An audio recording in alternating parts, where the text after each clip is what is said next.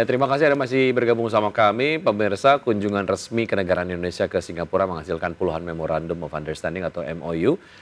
Ya, di mana dalam pertemuan bilateral antara Presiden Prabowo Subianto dengan Perdana Menteri Lawrence Wong, ini Indonesia dan Singapura sepakat untuk penandatanganan 19 MOU strategis. Presiden Prabowo dan Perdana Menteri Singapura Lawrence Wong menyaksikan secara langsung penandatanganan dan pengumuman 19 nota kesepahaman strategis antara Indonesia dan Singapura.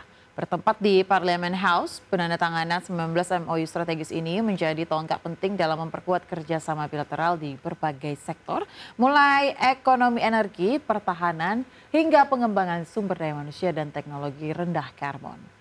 Presiden Prabowo menegaskan dari 19 kesepakatan tersebut terdapat 5 MOU yang cukup strategis dalam mengikat hubungan kemitraan kedua negara. Di antaranya Joint Report to Leaders dari kerjasama ekonomi bilateral, kerjasama keamanan pangan dan teknologi pertanian, kerjasama pembangunan kawasan industri berkelanjutan, MOU perdagangan listrik lintas negara, hingga MOU perdagangan dan industri kedua negara. Leaders retreat this time I think is very productive and very successful. We had a very productive meeting, 4 eyes, and we produced in this year's retreat 19 deliverables across many sectors of cooperation. Ya, pemirsa, Kementerian Energi dan Sumber Daya Mineral segera mengoptimalkan peningkatan produksi minyak dan juga gas dalam negeri di tengah geopolitik meningkatkan eskalasi perang Israel-Iran. Ya, upaya peningkatan produksi ini untuk memperkuat ketahanan energi nasional. Wakil Menteri Energi dan Sumber Daya Mineral Yulio Tanjung memastikan pemerintah akan menggenjot produksi migas nasional agar Indonesia tidak lagi bergantung pada pasokan energi global, khususnya sebagai strategi mengantisipasi konflik yang memanas di Timur Tengah, yakni perang militer antar Israel dan Iran. Yuliot menyebutkan perang antara Israel dan Iran yang memicu kenaikan harga minyak dunia akan diantisipasi dengan menjaga ketahanan energi dalam negeri, di mana harga minyak dunia melonjak tajam ke level 75 hingga 100 dolar Amerika Serikat per barel. Kita mengusahakan ada peningkatan produksi migas dalam negeri, ya terutama untuk crude. Yang tadinya tingkat produksi kita sekitar 560-570 ribu barel per hari, ini sekarang rata-rata sudah di atas 600 ribu barel. Kalau ini dilihat dari bulan ini sudah di atas 610 ribu barel.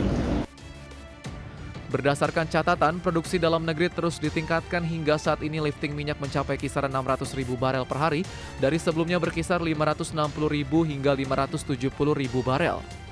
Selain meningkatkan produksi minyak, pemerintah juga menjaga ketahanan energi dengan mendorong pengembangan dan pemanfaatan energi baru terbarukan yang sumber dayanya ada di dalam negeri. Dari Jakarta, Adi Firmansyah, IDX Channel.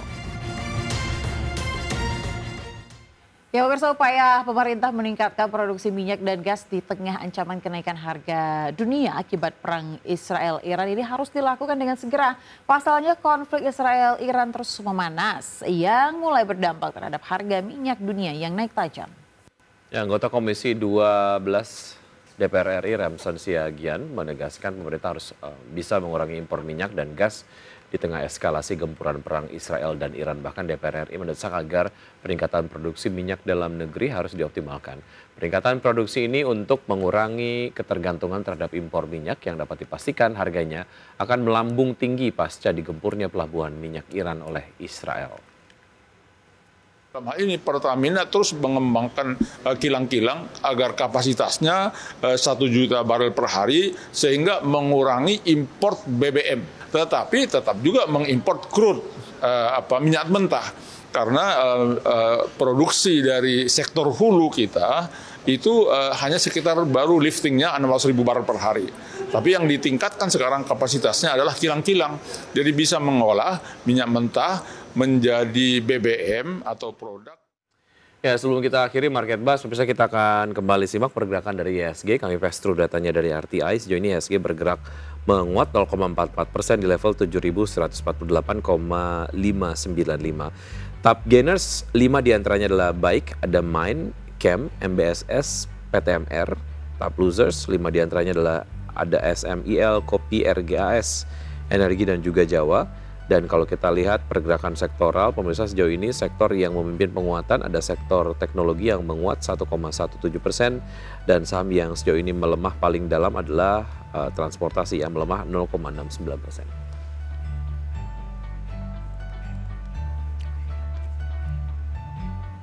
Baik pemirsa, 60 menit sudah kami menemani Anda dalam Market Buzz. Semoga pembahasan hari ini dapat menjadi referensi dan juga sumber informasi untuk Anda. Ya, tetap berbagi informasi Anda hanya di IDX Channel, your trustworthy and comprehensive investment reference. Jangan lupa untuk menyaksikan program First Session Closing yang akan tayang pukul 12.00 waktu Indonesia bagian Barat. Karena urusan masa depan harus terdepan, aku investor saham.